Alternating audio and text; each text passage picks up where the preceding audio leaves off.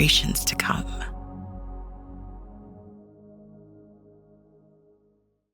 And welcome to another edition of the TDN Writers Room podcast. My name is Bill Finley. I'm a correspondent for the TDN, and I also co-host the Down the Stretch radio show with Dave Johnson on SiriusXM Radio.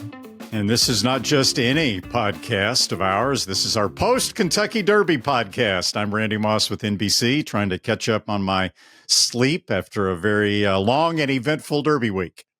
Zoe Cadman with First Racing and First TV. Big congratulations to Mr. Bill Finley for winning. Patting myself on the back. Our Derby draft. I was obviously far too confident. That's a jock being overconfident coming into the wire, just easing up in the Kentucky Derby. But well done, Bill. Good job. Well, thank you so much for that. And Randy, you handicapped it. You said you would be last. Did you make second or I'm not sure. I against all odds, I think it was a Finley Moss exacta, and Zoe completed the trifecta. But I would have made Zoe the favorite going in. But anyway, things happen. Well, that was fun. We'll have to do it again next year. Well, everybody, it's a really good Kentucky Derby, despite the rain and everything else. It was a formful race. A really good horse won. I didn't see too many horses get into a lot of trouble. No controversies. We had nothing strange happen. And it was nice to see Bill Mott win the Kentucky Derby the right way, rather than having a horse put up to disqualification. But many storylines, and Zoe, I'll start with you with the first one. I thought Bill Mott, I know Junior Alvarado is his guy, but when he missed the Florida Derby and with a broken shoulder, or if that was the injury, if not, please correct me. He went to Manny Franco, and then afterwards he had an opening. He could have picked any jockey in the country practically to ride this horse, and he went back to Junior Alvarado. These guys are magic together, what they've pulled off, and I think Mott deserves a lot of credit, and I think Alvarado deserves a lot of credit for a flawless ride. Yeah, and apparently Bill Mott called him while he was in the hospital and assured him, listen, whatever happens, you get every single horse you've been riding back, which really puts a jockey's mind at ease. And it gave him the wherewithal to really work on himself and get better as quickly as he could. Initially, it was going to be 4 to 6 weeks. And then he went to another surgeon for a second opinion, and they told him 3 to 4, and you're probably going to be okay. He doesn't drink, he doesn't smoke, he's fit as a fiddle, and that really helps. These jockeys can bounce back like no other. So when you know your Derby horse is getting saved, that gives you extra impetus to get back. And kudos to Bill Mott for being so loyal when you consider that the Eclipse Award-winning jockey Flavien Prat was open, Arad Ortiz was open, but Mott instead waiting for Prat and Alvarado to heal up. So that was really cool. And his loyalty was rewarded in spades because that was a terrific ride. Yeah, the top 3 finishers in the Derby, I thought all got good rides. Umberto Rispoli in journalism, Flavien Prat, of course, in Baeza. Primarily it was that the horses fired big. And what I thought was heartening all day long Saturday, despite all of the rain at Churchill Downs, and there was a lot. The races were formful. Yeah. The track handled the rain exceptionally well. The horses had good footing, and race to race to race, even on the turf, which took a lot of rain as well. The races were very, very formful. So we were all kind of afraid, everybody was, I know, in the sport, that you'd get these sort of wacky results with the sloppy racetrack. But no, it was extremely formful, competitive racing from the beginning of the day to the end. Like I said before, Bill Mott, after winning with Country House, I'm sure that must have been a sort of a flat victory. You didn't cross the wire first. Horse came down, you're 68-1 with Flavien Prat aboard, by the way. So there was that connection to him. But this time, it was a flawless ride, no controversies. And I think the MC that was conducting the interview afterwards, the press interview, said he won it the right way. And Randy, indeed, it is the right way. And I'm sure that this has got to go down as one of the biggest thrills of his career.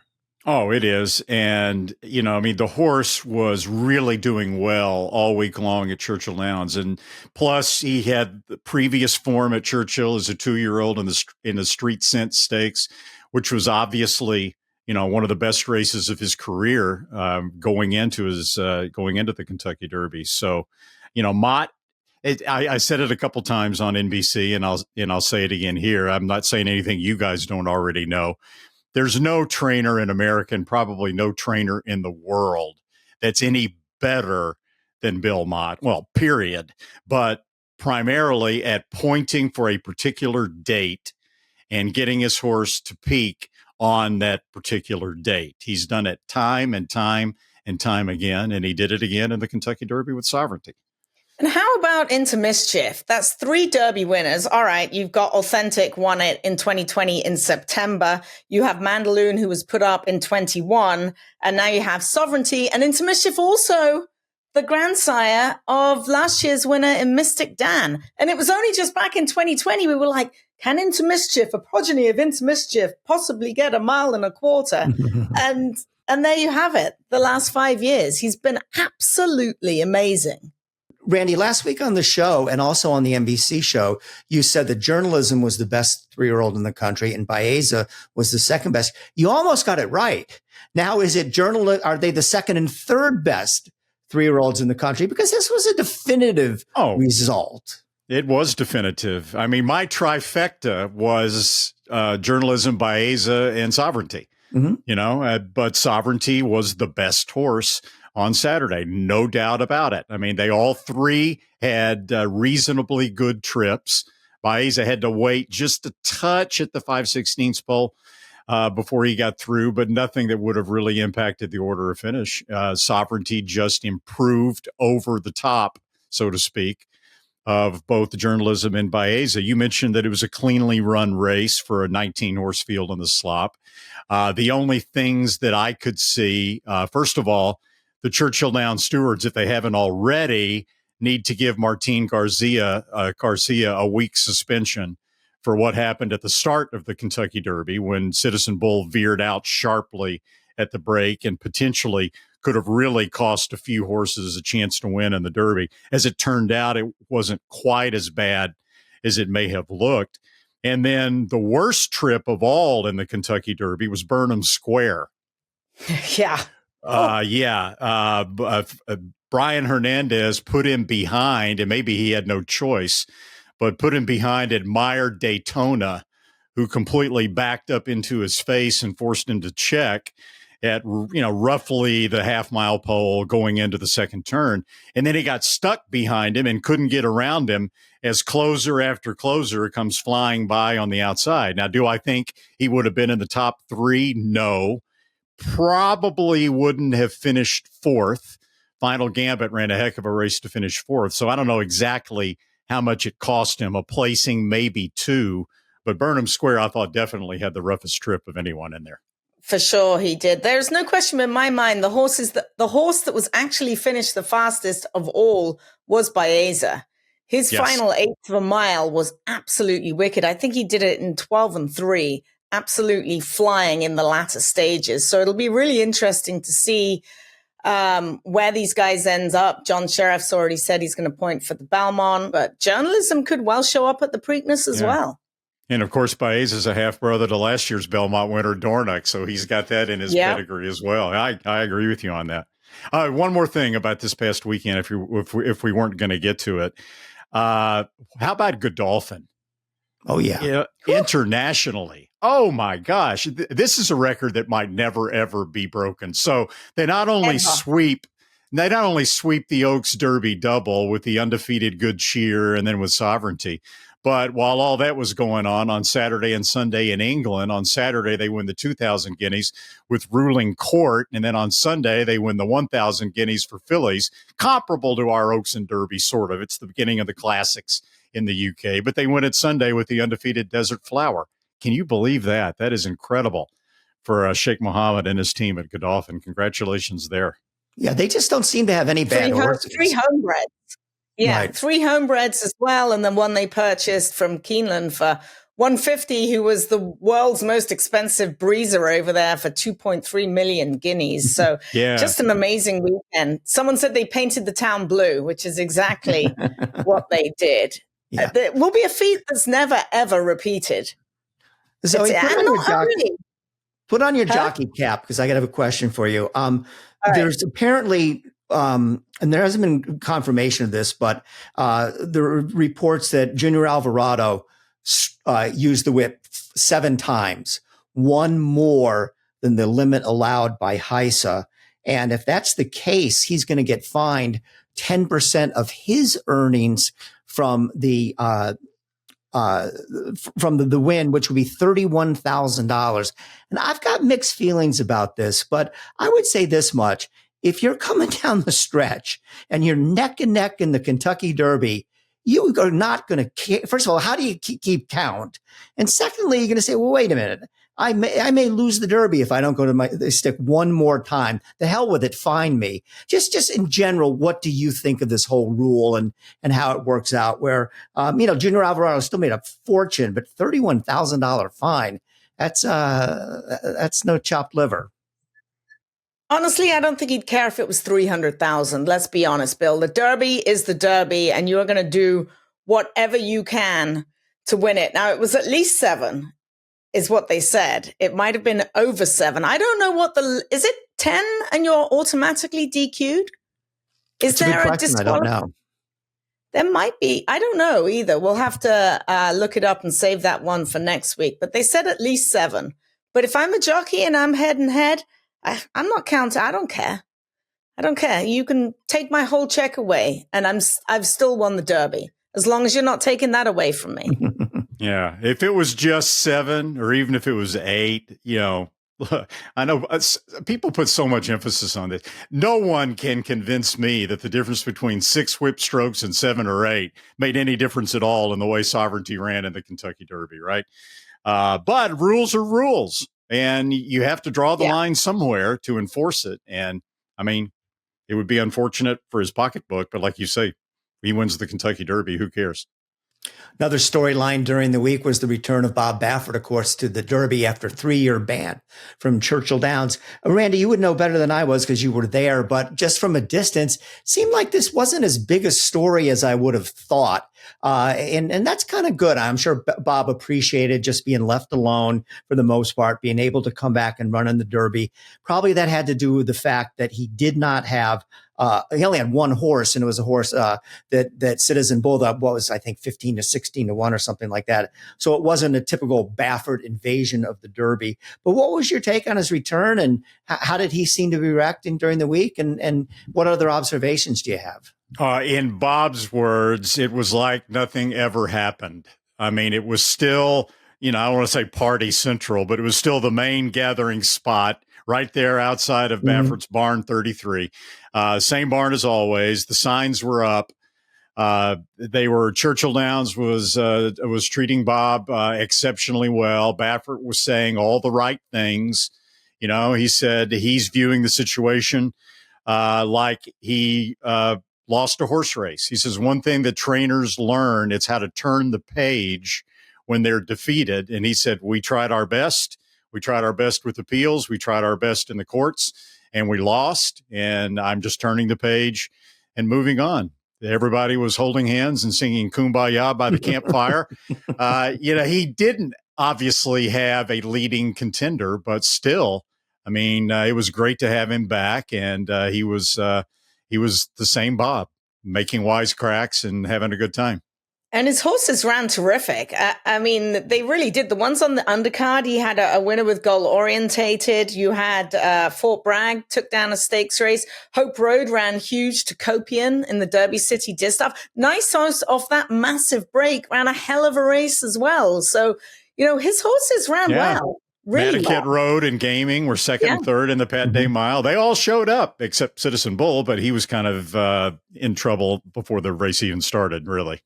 Talking about Citizen Bull, we mentioned Martin Garcia likely going to get dazed, but I saw a lot of fluttering and twittering about that Martin intentionally steered that horse out. That there's no way on God's earth. Yes, he should have done a much better job of straightening him up and keeping him straight. But there's no way that Martin left the gate thinking, oh, I'm going to wipe out half the field in the Kentucky Derby, the first one I've ridden in 10 years. No way. The people that are tweeting about that are absolutely out of their minds.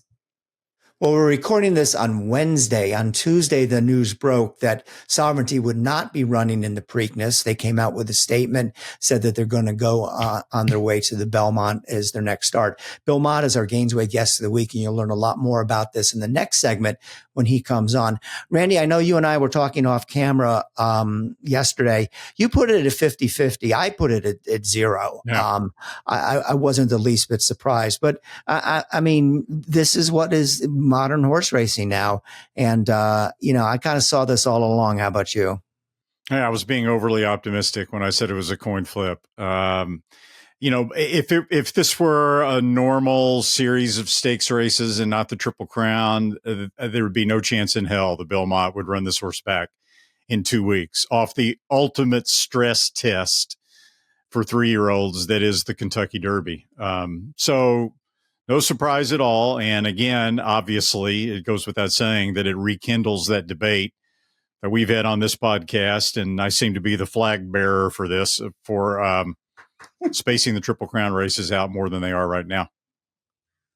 Yeah, in agreement. It looks like something's going to change because horse racing isn't what it was even 10 years ago.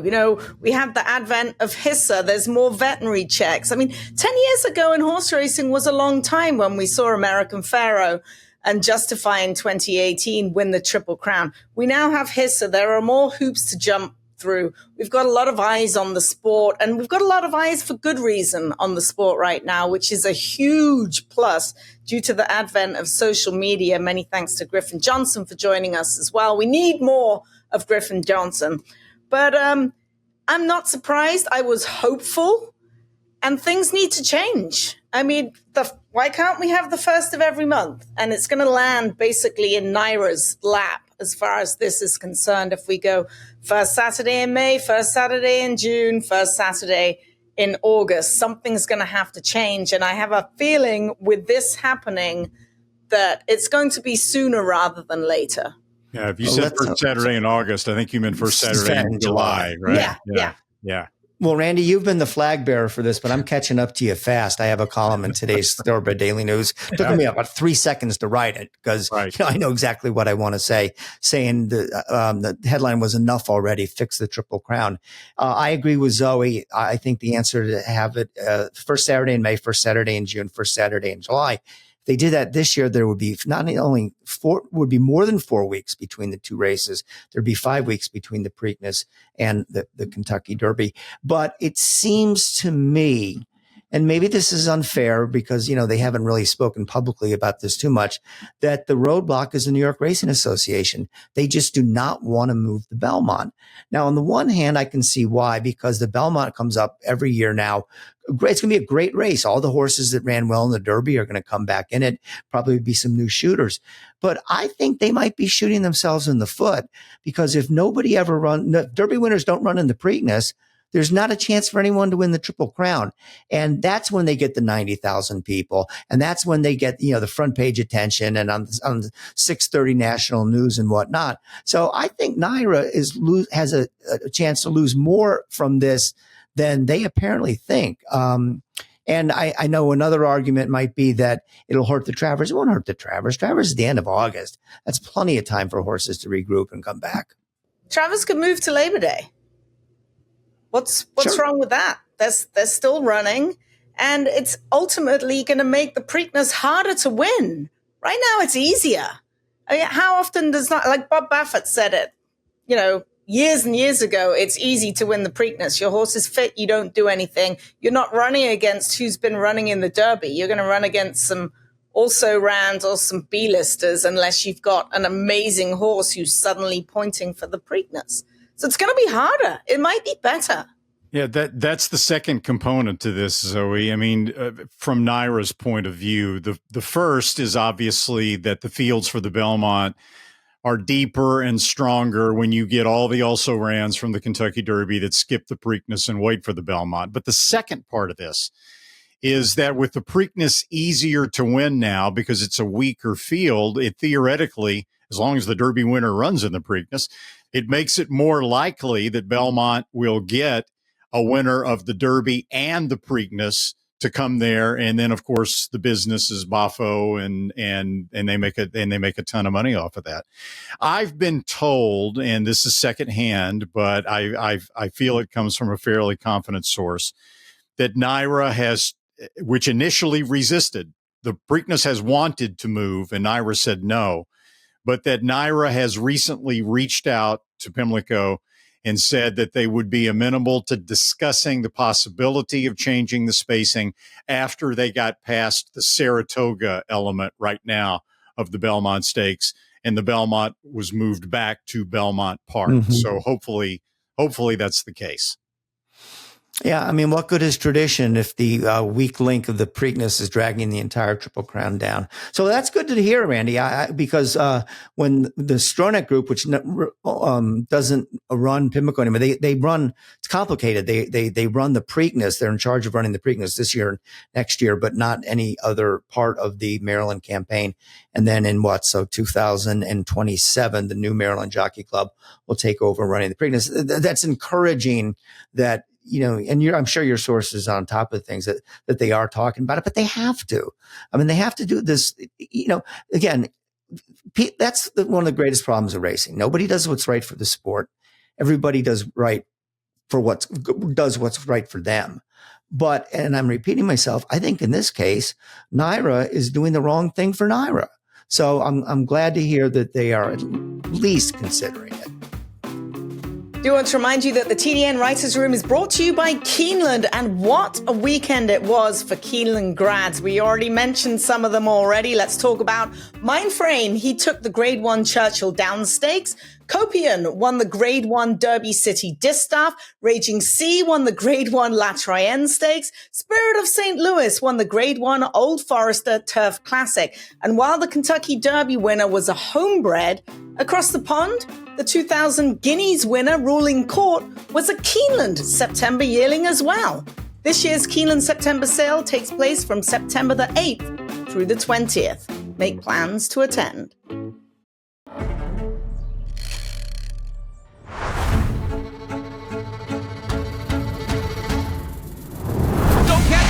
Leslie's Rose, Sierra, Leo. Mike, $5 million. Thank you.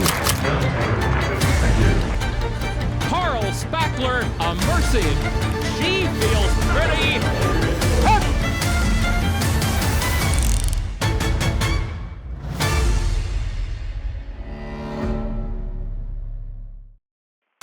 The fastest horse of the week is brought to you by Constitution, one of those fast sires at Windstar Farm. And Constitution is very proud right now that his son Mindframe defeated that stellar field in the Churchill Downs Stakes. Last year, Constitution was a top 5 general sire and also a top 5 sire of 3-year-olds. And obviously, Constitution is already off to a strong start in 2025. And so is Skelly, our fastest horse of the week for the second time in 4 weeks.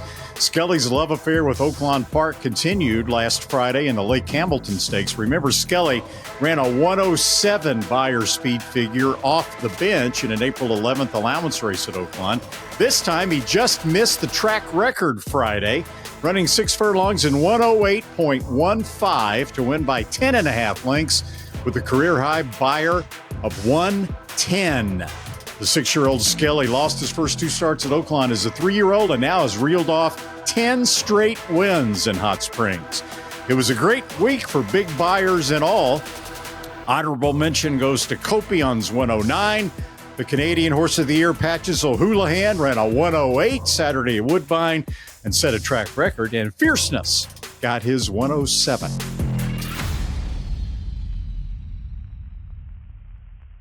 Welcome in now the Gainesway Guests of the Week. And in the aftermath of the Kentucky Derby, who else could it possibly be but Bill Mott? Made history in Derby 151, went in it for the second time, but for the first time without having to be moved up through disqualification.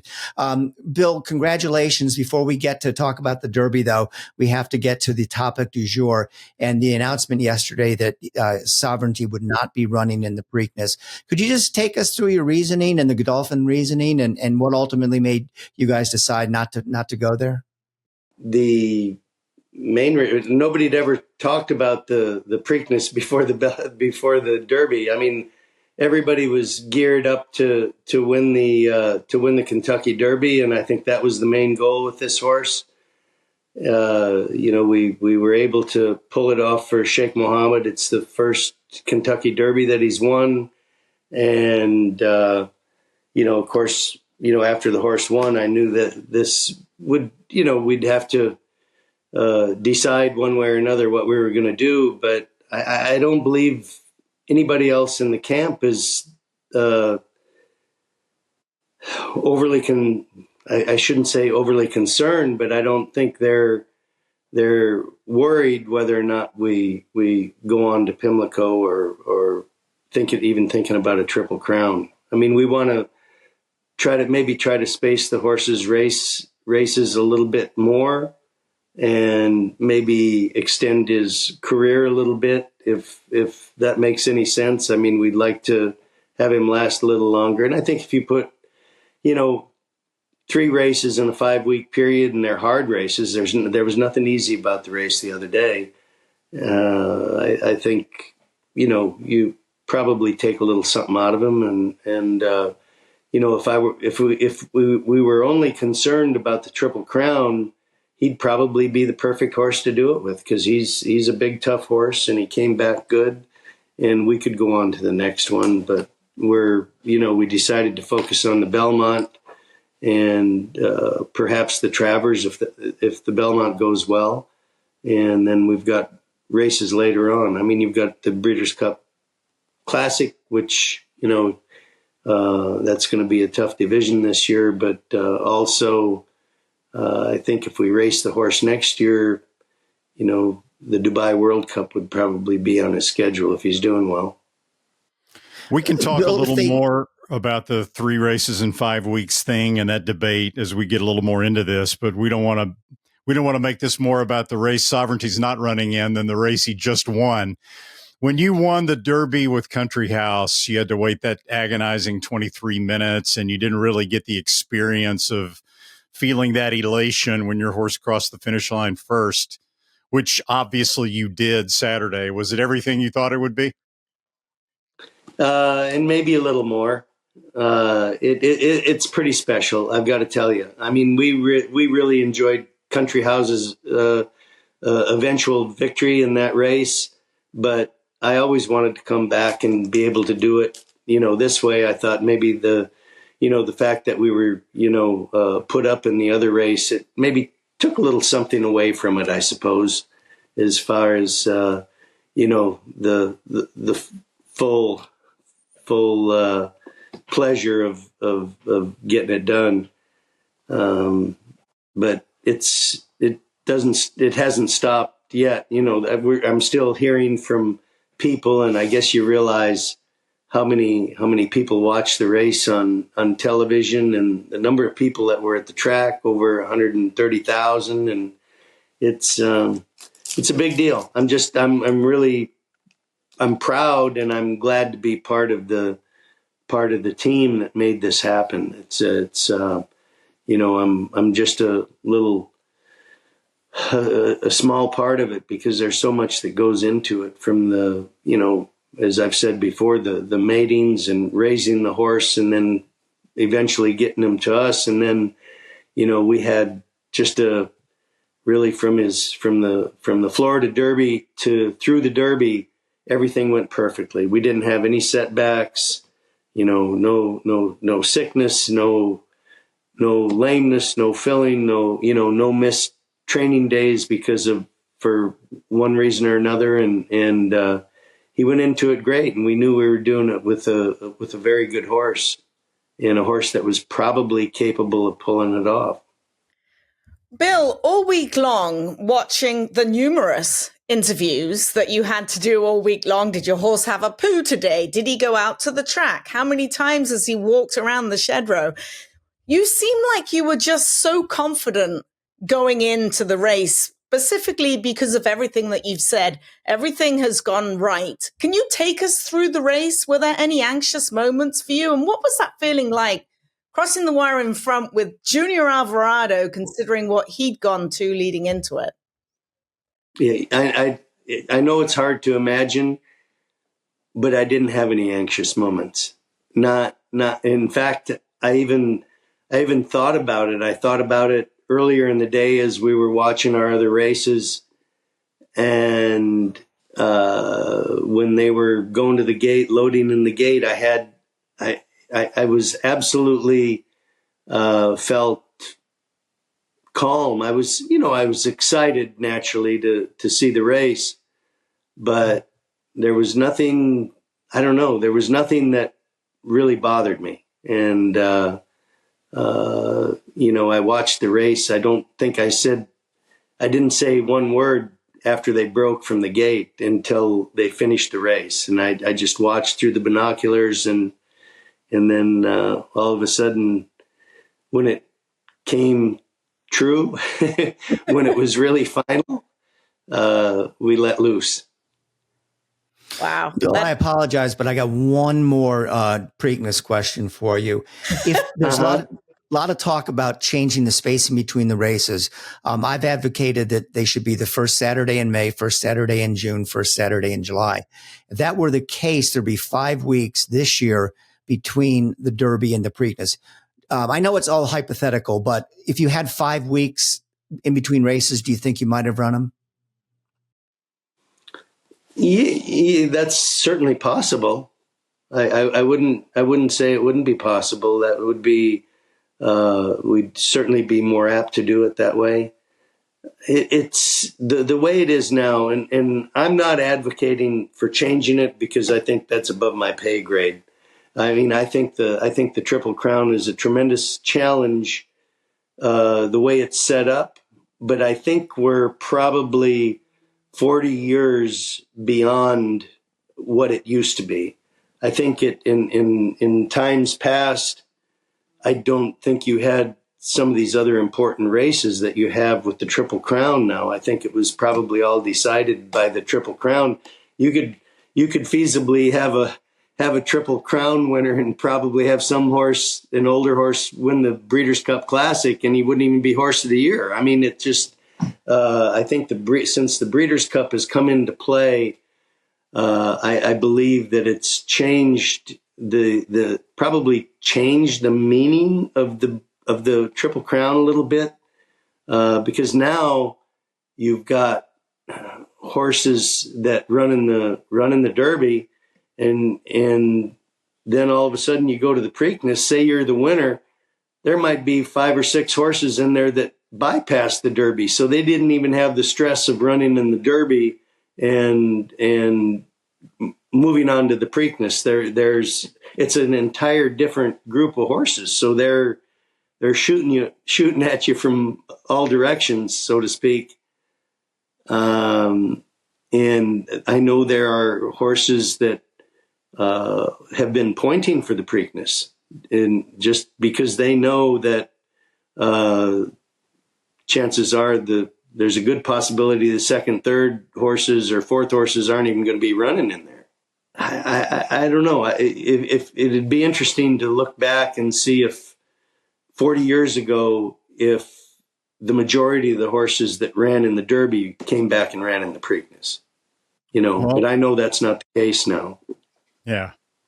Well, I've got the stats for you if you want to hear them. Maybe we can do it later at some other point. It's been a marked decrease in the number of runners up and third place finishers, for example, from the 60s through the 2000s compared to now.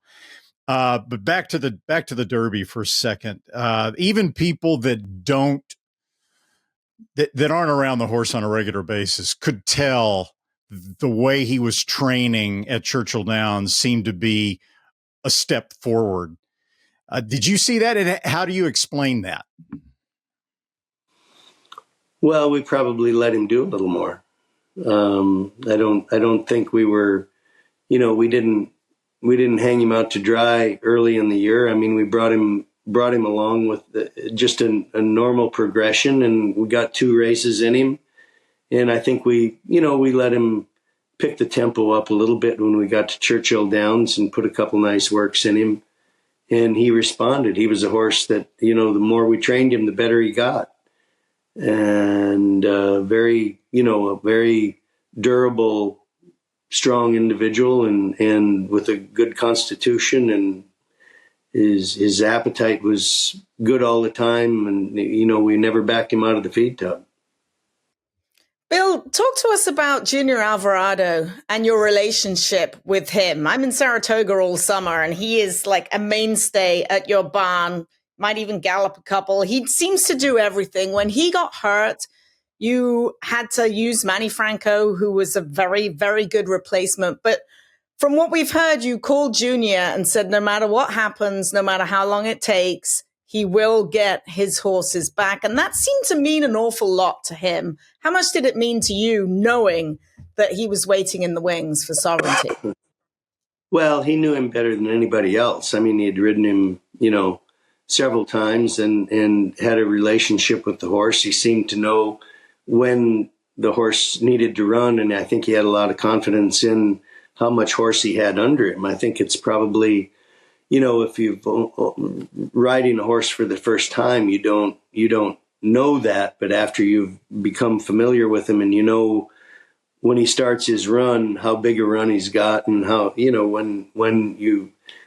when you can wait a little longer, and when you can, how much you are going to have under you when you do ask him. And I think he was very familiar with the horse on that part of it. But as far as our relationship with Junior, I mean, he's always there. If I enter a horse and I need a rider, he's always there for me. And he doesn't ride all of them, but he rides 75%, I'd say, or over 50% for sure. And, I've got some owners that, they want to get, another jockey, or they've got a relationship with another jockey. And as long as they're a good rider and I'm agreeable, that's fine. I don't, as you can imagine, some of the top riders are not available on many days that, you might have a horse that, you want to put them on, like Pratt is tied up with Chad Brown, and Irad's tied up with Todd Pletcher, and you go right down the line, and some of these other riders have their outfits, and that's understandable. But Junior's always been there for us on a regular basis if we needed him, and I'd say we win with him on a regular basis, and he rides a lot of horses for me that are either first-time starters or horses that we're trying to get to the races, and they might not be 4-5 or 2-1. Some of them are 10-1. Some of them are 8-1. Some of them even higher. But I know that he'll get them around the track. We'll get a line on them, and part of the process of figuring out what you've got. And he's been very helpful in that regard. So, they don't have to all be the favorite for him to want to ride him for us. Bill, Randy Moss has said on this show many a time that there's no better trainer in the sport for picking out a race they want to win and getting the horse there the right way. Keeping that in mind, I was wondering, did you leave something in the tank in the Florida Derby? Because it was a regression from his previous race, and then he runs the race of his life in the Kentucky Derby. You want to win the Florida Derby, but I'm sure it's not the main goal. How did you approach that? No, I think we thought we had him ready to go. And, but I think if I know a lot of guys use speed figures and that sort of thing, and you've got the bounce effect and the possibility of a little regression in a horse's second race off a layoff. And I think that could have happened. I think speed figure wise, I think it shows where he ran a similar race to what he did in the Fountain of Youth. But I think it's only normal, coming back in 4 weeks off of a big race like he ran in the Fountain of Youth, that they could regress a little bit. But, we've always also heard that sometimes the third race back for a horse is sometimes their best. And I think that's probably what happened on Derby Day. Bill, no, I'm not done. I got a couple more. Where We've got Bill here now. I'm not letting him go just yet. Where did you go the night after the Derby? Because, you know, the whole world was at Jeff Ruby's, but you opt to go a different direction. Where was Bill Mott and Tina Mott? We went to Joe's Older Than Dirt. You probably never heard of it. It's a little bar out in St. Matthews that we had rented an Airbnb out near there a few years ago, and we went there. Of course, when you're you get done with the Derby, you're leaving the barn at 9:30 at night. So, in Louisville, it's hard to get into any restaurants, and we don't make plans beforehand. So my family, my wife and I, and Riley and his wife and a couple of their friends went with us. We went to this little local pub, and it was jam packed, and somebody recognized us when we walked through the door, which, the first time we'd gone there was after Country House's Derby. And so we've been making it a tradition every year to go there after the Derby. And it was kind of funny. The first time I was sitting at the bar and I had the lady, okay, we're going to have a celebratory drink. And she said, how was your day? You go to the races? I said, yeah, we were at the races. How'd you do? I said, we did pretty good. We had a good day. And then there was a TV monitor behind us, and she turned around and she's, pouring a drink, and she looks up at the monitor and she looks back at me, and she, it was kind of funny. And the same lady was there the other night, and we had a good time. Just listened to some music and, had a couple beers and easy in, easy out, and we all had a good time. I see your wall of fame behind you. It looks like you're in Saratoga, your lake house. Who have you got back there? Cigar? There's some horseshoe? I think there's Cigar, Royal Delta. We've got my pony, Half Pint, and we've got the head-on finish of Country House. I've got 4 shoes up there that Cigar wore in one of his races, and Mrs. Revere, her picture's on there. And in the corner, I've got a picture of my first winner at Fort Pierce, South Dakota, where the purse was $500 and she dead heated for the win. And I've got the winning blanket over here. We dead heated for the win. Purse was $500. We flipped a coin for the blanket, and I won the coin toss for the for the blanket, which was the trophy at that time. And what year was that?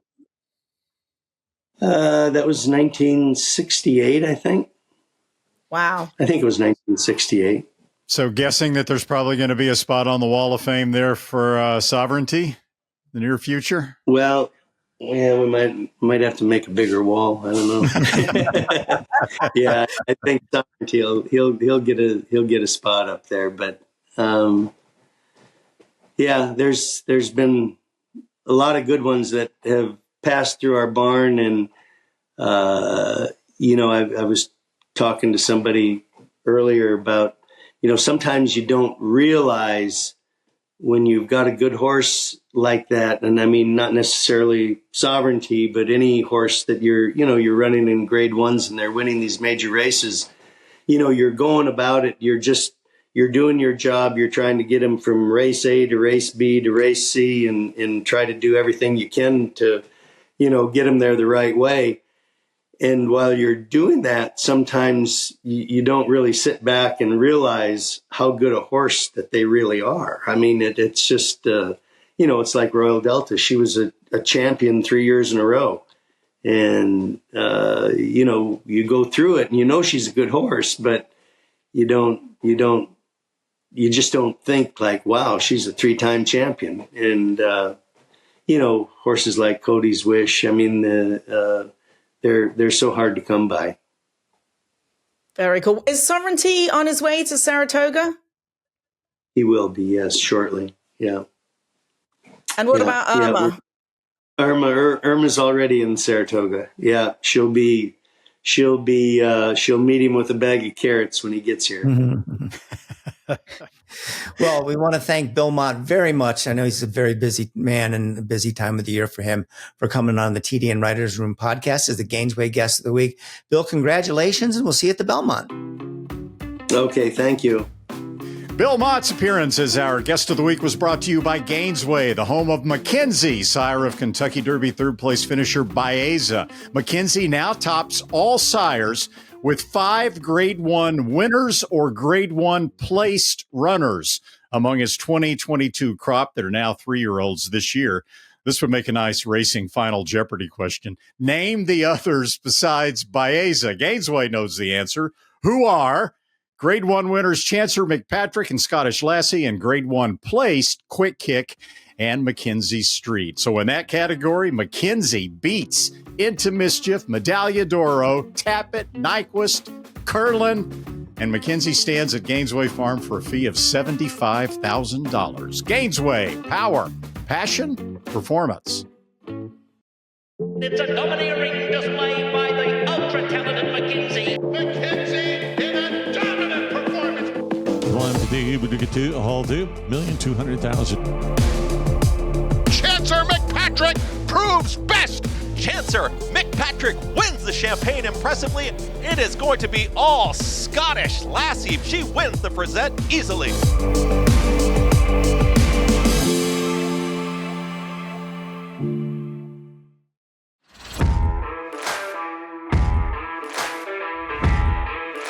In this week's edition of First Things First, I thought I would give a tip of the hat to the California horses who competed so darn well this past weekend at Churchill Downs. Let's lead off with obviously journalism and Mike McCarthy running second in the Kentucky Derby. Baeza for Sheriffs running third. Look Forward took the 8 bells for trainer Mike McCarthy. Boss Sully for trainer Brian Coroner was second in the Churchill Downs sprint. Queen Maxima, she's 4 for 4 this year for Jeff Mullins. She took down the unbridled Sydney. We had Copian took down the Derby City Distaff for Hall of Famer Dick Mandella. Hope Road for Bob Baffert was second in that race. Fort Bragg took down the St. Matthews Stakes. Goal orientated for Hall of Famer Bob Baffert.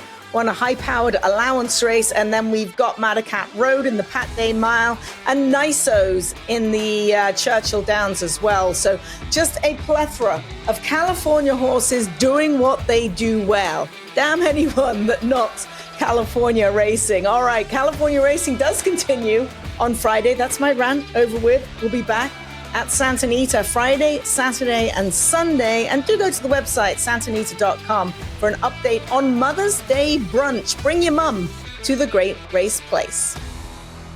Well, not only was it a good Kentucky Derby, the undercard on both Oaks Day and Derby Day was some of the best racing you could ever hope for. I mean, big stars in every single race, competitive races, really was a ton of fun. So let's start with the second most important race of the week, and that was the Kentucky Oaks. And this is one I don't have much to say about. What more can you say about Good Cheer? She is just an absolute machine, just goes out there every single time. This is interesting, though. She won by 2 1/4 lengths ahead of Drexel Hill. That, by the way, is the closest any horse has ever come to beating her, 2 1/4 lengths.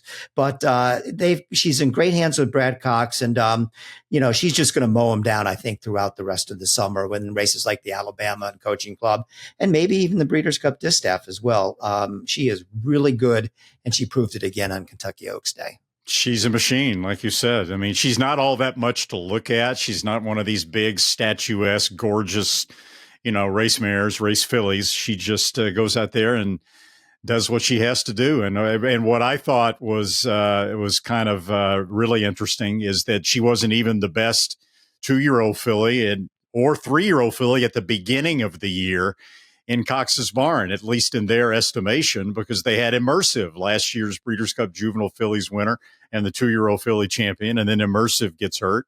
And lo and behold, Good Cheer steps up her game even more. And Zoe, she just, even though her numbers may not be that great, as I pointed out last week, why I took a shot against her, she just continues to run the same way every time, dominating fashion.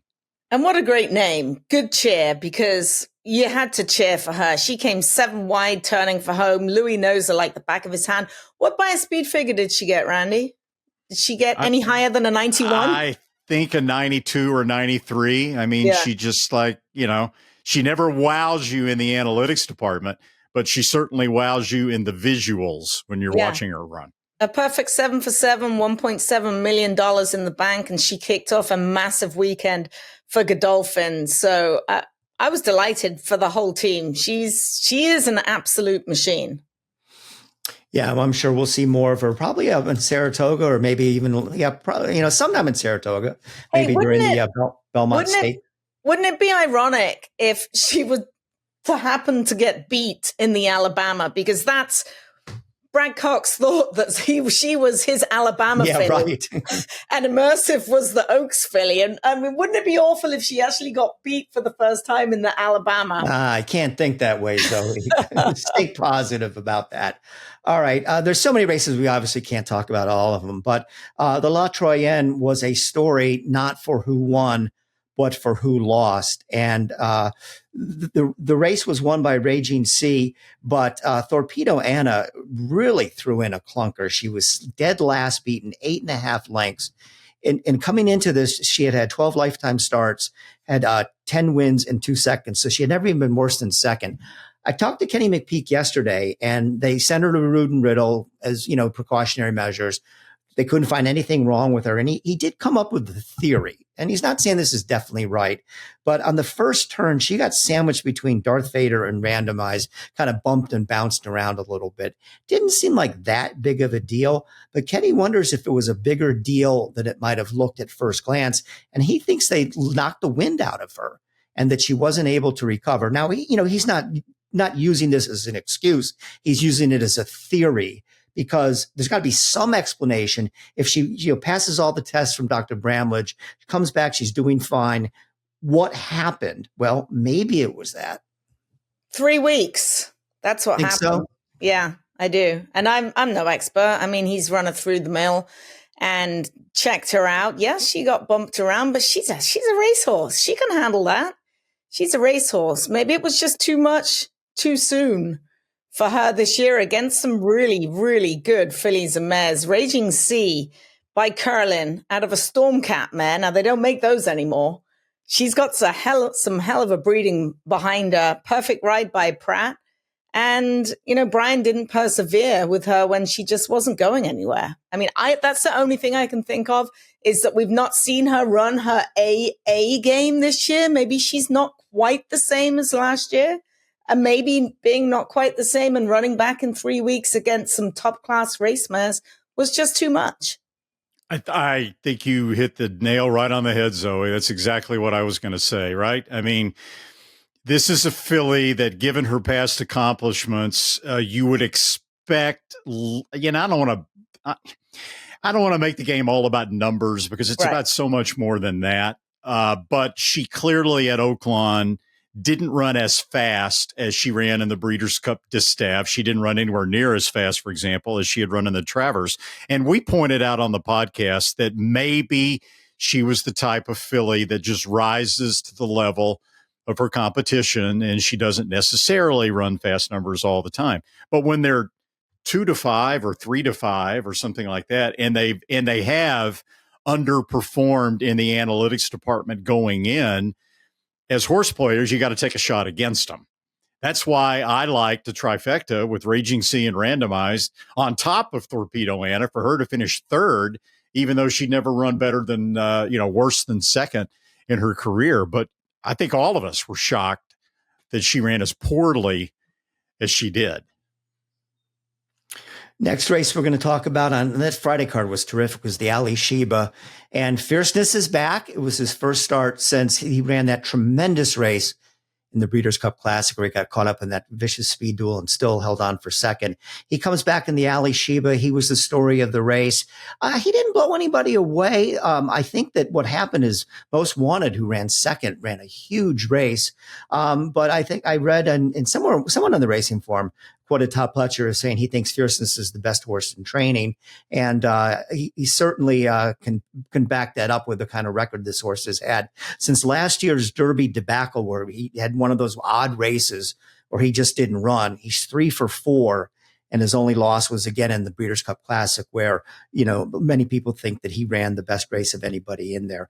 It'd be interesting to see what he does next. Fierceness is likely to go to the Met Mile, but we'll get to it in a minute. Mindframe, another horse out of the Pletcher barn, might want to go in that same race as well. So Todd's either going to have to run the two of them against each other or figure out a way to find a race for Mindframe someplace else. But Zoe, he did his job. He most certainly did. Didn't he set a track record, Fierceness, in that race? He was terrific. And we mentioned last week how well he'd been working leading into the race, something that I'd never seen from him before. So we're going to have a bigger, better version of Fierceness. That's incredible. We have a hell of an older horse division this year alone. And let us not forget about Locke, too. Obviously, he's going to want to go a distance of ground. They kind of took him out of his game. He needs to go at least 1.25 miles. I don't think he lost really much in defeat. I was surprised he ran as bad as he did. I thought he wouldn't win, but he'd at least be right there. So we'll wait and see where he shows up. But Mike Rapoli came back with a vengeance after the scratch of Grandy, and he let everybody know, didn't he, Randy? Oh, he did. Yeah, he was vintage Mike Rapoli after Fierceness and Mindframe.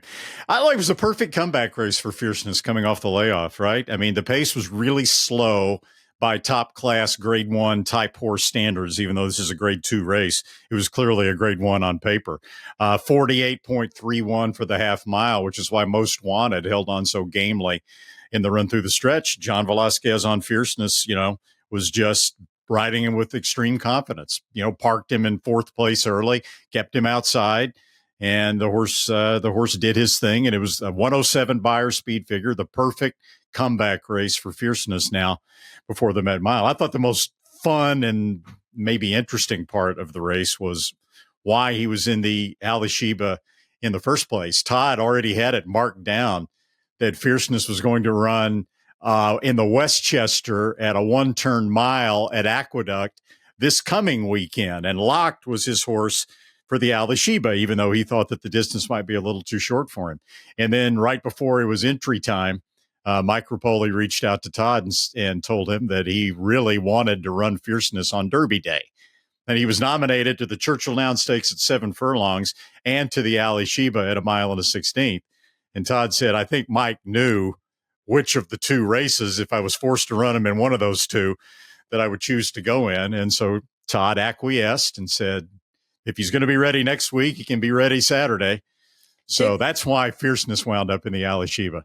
Do you think Todd thanked him afterwards? Let's see. What was the purse? $750,000. I think he probably should have if he didn't. Yeah, amazing. That was a grade 2 race. Like you said, Randy, that was one of the grade 1 quality up and down, especially with a $750,000 purse. Maybe they'll change that next year. All right. So now we move on to Saturday, and Fierceness's friend Mindframe ran in the Churchill Down Stakes. I thought this was the most exciting race of the weekend. My goodness, 4 really good horses right on the wire. Mindframe wins by a neck over the dead heating Banishing and Nisos. Nisos ran a terrific race considering the obstacles he had to overcome, the long layoff coming in fresh in a sloppy track, whatever. And how about my guy Bookham Dano? Just missed by about a length, finishing 4th. Go Dano. But yeah, Randy, that was one hell of a race. Oh, Mindframe by a neck, Banishing, dead heated with Nisos, who they were ahead in front of Bookham Dano in 4th, who was just a length in front of Mulligan in 5th. So 5 horses within a length and a neck of each other at the wire. It's like a turf race. It was fantastic coming down to the wire. Now, you mentioned Mindframe and Nisos and Bookham Dano. The best horse in the race on Saturday was Banishing, who was coming back in only a couple of weeks. I mean, David Jacobson has done a remarkable job with this horse, who was a former Godolphin horse, by the way, Banishing. He was squeezed back at the start, knocked back to last, coming back off only 2 weeks, and yet still worked his way through traffic and managed to just lose by a neck to Mindframe. One more point I want to make about this. maybe I'll turn out to be wrong. I do not put Mindframe in the same category as Fierceness. I still think Mindframe is a cut below Fierceness. Fierceness, I thought, was the best horse in the Breeders' Cup Classic last year because of the pace. You mentioned it. Mindframe still got something to prove in my eyes, even though he was a gutty winner against a good field at 7/8. Total agreement. Double what Randy said.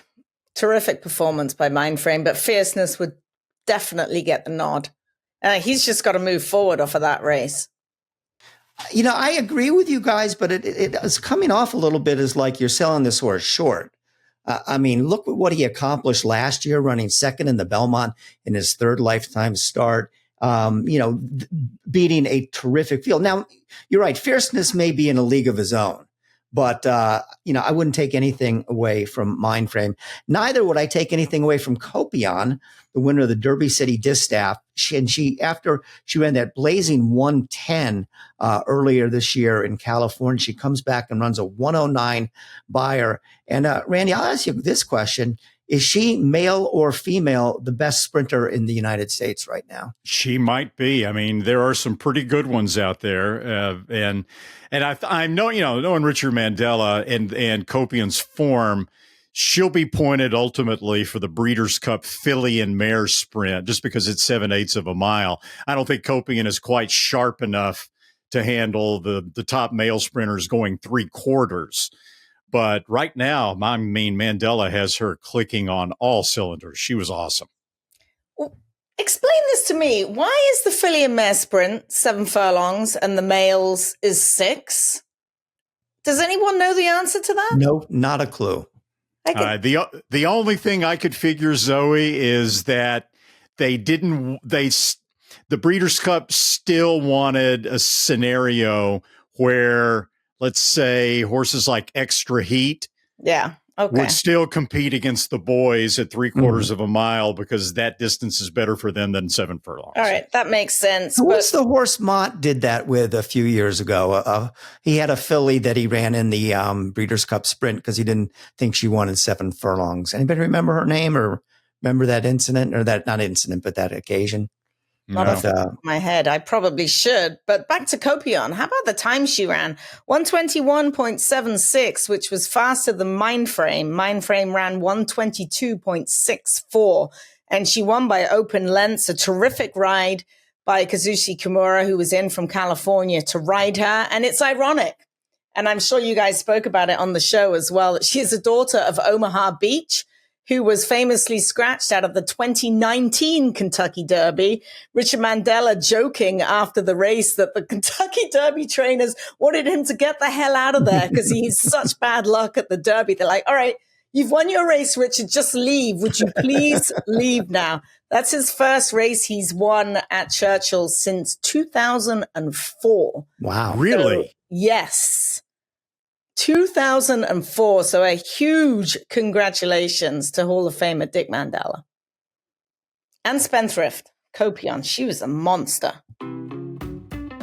The TDN Writers Room brought to you by the Pennsylvania Horse Breeders Association, the PHBA. How about this? The Dam of Sovereignty crowned was a Pennsylvania bred bought for $1.2 million in Keeneland, September. So like Sheikh Mohammed, you too can breed to a Pennsylvania bred and perhaps get your own classic winner. The 2025 Iroquois Awards are this Friday. That's May the 9th at the Inn in Mendenhall in Chadds Ford, Pennsylvania at the Iroquois Awards. The 2024 Pennsylvania champions will be honored. Smarty Jones's Hall of Fame induction will be celebrated.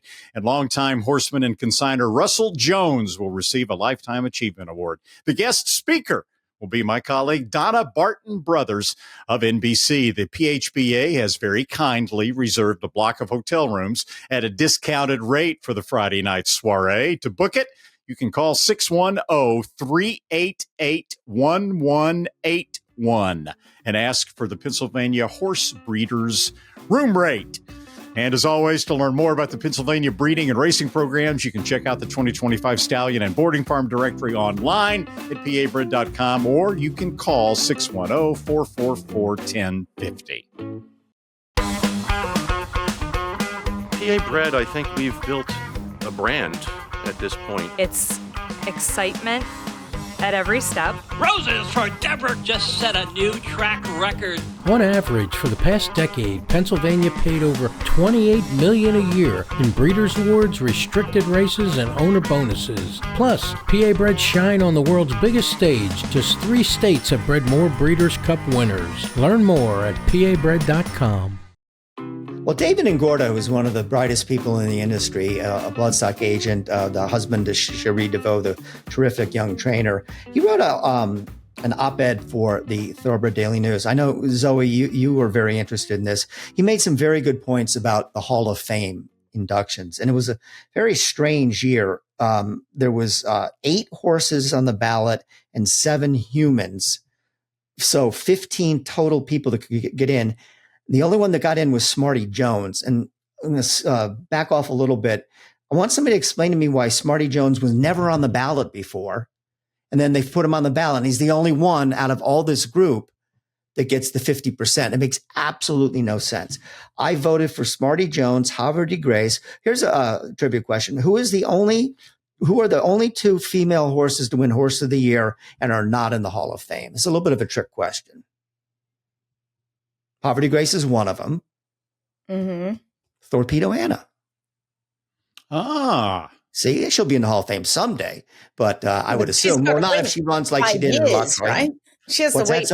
Doesn't she have to wait 5 years anyway? Yeah, that's a little bit of a trick question, but anyways.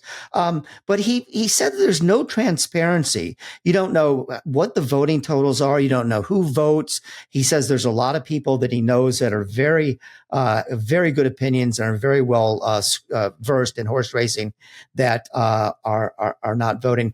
And he also brought up the way they do it in the Baseball Hall of Fame, where they announce all the vote totals. And also, I believe if it's a player in the baseball ballot doesn't get 10%, maybe 5% of the vote is one or the other. They're dropped from the ballot for the next year. But, it's a minor little thing, but he's absolutely right. There's not enough. There's no reason for this. I mean, they worried they're going to, if trainer Joe Blow got 6 votes, they worried they're going to embarrass him. Come on, put on your big boy pants and move on. Let's go. And it's just, it's a lot of the same thing with the Eclipse Awards. The turf riders and broadcasters are the only ones that release who voted for who. The Racing Form and Equibase, or the track people, whoever the hell that is the other voting category, they do not tell anybody anything. So it's unnecessary. And it would be, very interesting to know, did Smarty Jones, get, how many votes did he get? How close did John Sadler come to getting into the Hall of Fame? I'm a tough grader on this, and I voted for 4 horses. 4 people. Smarty Jones, Havre de Grace, Ken McPeak, and John Sadler, who I cannot believe he's not in the Hall of Fame. But Zoe, I think Ngordo made a good point. He made some very, very salient points in his letter, and we do need some transparency. I don't have a clue who votes for the Hall of Fame. I'd love to see the list. How many people actually do vote? Do we have a number? We don't know. That's the thing. So how many people, who are they, who did they vote for? And I honestly do believe we're talking about the Racing Hall of Fame, that the general public should deserve a vote. There should be a portion of the votes available to the general public and be like, hey, who do you want to vote for? Let's take a percentage of this horse or this person, pick one. And that should be some of the voting. It's a big deal to get into the Hall of Fame. And a lot of the times it will be nice. I'm delighted Arthur Hancock is going to get in, and delighted he's still alive. It should be done while these guys are still alive and can appreciate it, rather than, wait for the pillars of the turf and they're dead and buried and then finally bring them into the Hall of Fame. Let these guys enjoy it. It's a huge deal to be nominated and then get in.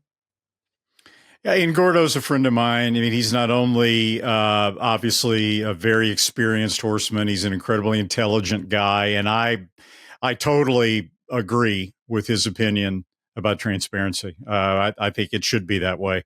But having said that, I don't think that the results of the Hall of Fame voting this year really had anything to do with people, making dumb votes or anything like that. I think really it's just a factor of so many worthy nominees in the human and the horse categories that the votes were all divided up, and no one got the kind of majority that they needed in order to make it into the Hall of Fame. I think it was just they were all victimized by the fact that there were so many worthy candidates. I voted for Smarty Jones as well, but even Smarty Jones, guys, I didn't think was a slam dunk, because there were people out there that took an anti-Smarty Jones tack because he was so lightly raced, didn't run at all after the Belmont Stakes. And I can't necessarily argue with that. I mean, I voted for him, but yeah, I didn't think even Smarty Jones was necessarily a shoo-in. Well, I mean, maybe the solution to that is one of the things we talked about at the Baseball Hall of Fame. If you don't, how about this? If you don't get 10% of the vote, you're off the ballot. It's not like you're going to get 10% one year and the next year you're going to get 50. So that you're right. The ballot was loaded. That's a very good point, Randy, you made about how they probably just, spread the votes apart. Maybe they need a smaller field, or something like that. Because, and I'll say this, I mean, I voted for foreign horses and people, but, there was nobody, this wasn't a year where he had like Chad Brown's first year in eligibility for the Hall of Fame. Okay, right. He's going to be unanimous. He should get in. There were even Smarty Jones, I agree with you. Although Majestic Prince, if you look it up, has almost the exact same record as Smarty Jones. And he did get into the Hall of Fame after winning the Derby Preakness, getting hurt in the Belmont and never running again. So there was a precedent to do that. But, maybe to cut down on the ballot a little bit. And, what's wrong with having a ballot with 8 or something? Do you really need 18 people and horses on the ballot? And I think you made a great point there. It's time for the first TV work of the week, and it's Vodka with a Twist, who worked 5 furlongs on Sunday in 59.3, which tied the fastest of 61 works on the day at the distance. Last year's Breeders' Cup Juvenile Fillies runner-up, Vodka with a Twist, was most recently 3rd in the Grade 2 Santa Anita Oaks on April the 5th when making her sophomore debut. Trainer Phil D'Amato says he's aiming towards the Miss Preakness Stakes the day before the Preakness. Be a smarter better with First TV, the best horses. With thousands of exclusive morning workouts. All at your fingertips and delivered right into your inbox. Everything you need to be informed. Be smart. Bet smart. With First TV. All the thrills. Fraction of the bills. Experience the power of the partnership. Change your life, make new friends, and compete at the highest level of thoroughbred racing. West Point Thoroughbreds, the gold standard in racing partnerships. Visit westpointtb.com.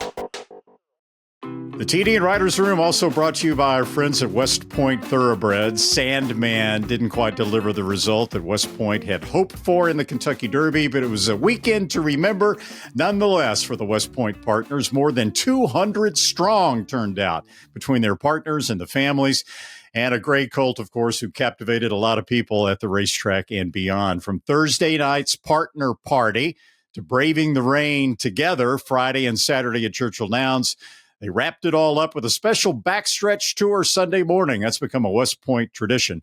So it was a weekend filled with camaraderie and pride at West Point. A sincere thank you from West Point to Mark Cassie and his team for being such a dream to work with. And speaking of dreams, partner Griffin Johnson, the influencer extraordinaire, was such an ideal ambassador for the sport, sharing his experience with millions of new followers on social media. On to the next chapter now with Sandman potentially in the Belmont Stakes at Saratoga. Well, that's a wrap on this week's post-Derby edition of the Thoroughbred Daily News Writers Room podcast. I want to thank my partners, Randy Moss and Zoe Cadman. I want to thank Bill Mott, our Gainesway guest of the week. Also, the people that work behind the scenes and do such a great job, our producers and editors, Sue Finley, Katie Petruniak, Anthony LaRocca, and Aaliyah LaRocca. Well, 2 weeks ago, or a week and a half to go till the Preakness. We'll have plenty to talk about next week as well. Talk to you then.